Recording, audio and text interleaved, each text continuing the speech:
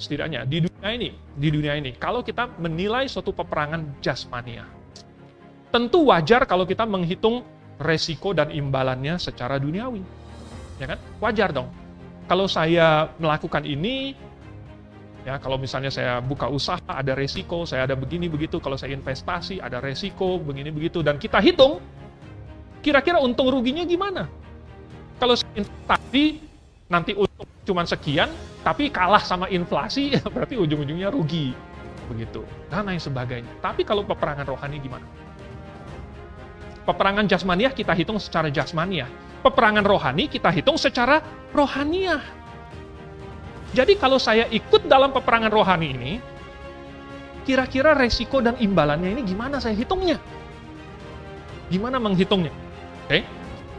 Resikonya. Kita mulai dari resiko. Biasanya kita pahit-pahit di depan dulu. Ya. Coba saya bukakan di dalam Matius pasal 19.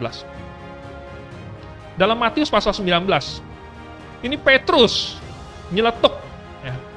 Tuhan, ayat yang ke-27, Petrus menjawab dan berkata kepada Yesus, Matius 19 ayat 27, kami ini telah meninggalkan segala sesuatu dan mengikut engkau, jadi apakah yang akan kami peroleh?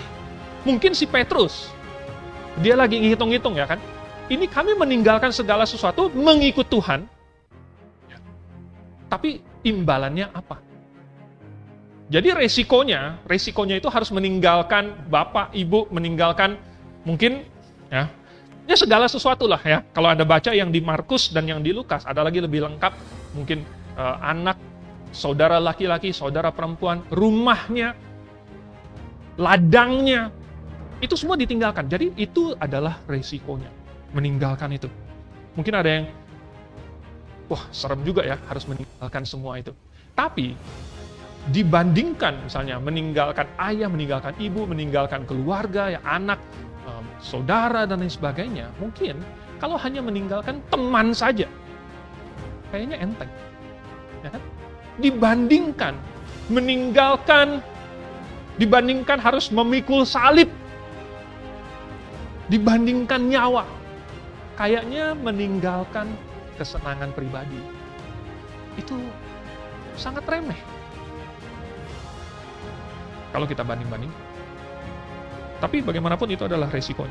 Lalu kemudian di pasal yang kelima, masih di Matius pasal yang kelima, ini ada beberapa ucapan berbahagianya Tuhan Yesus. Di ayat yang ke-10, berbahagialah orang yang dianiaya oleh sebab kebenaran, karena merekalah yang empunya kerajaan surga. Berbahagialah kamu jika karena aku, kamu dicela dan dianiaya, dan kepadamu difitnahkan segala yang jahat.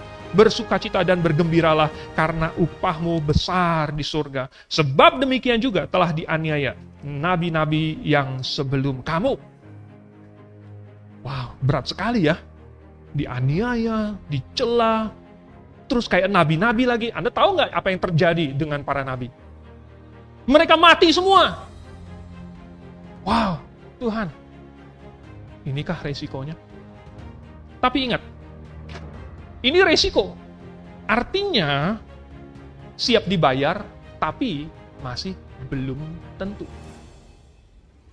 Kan resiko. Ya, resiko itu artinya kita sudah siap bayar nih.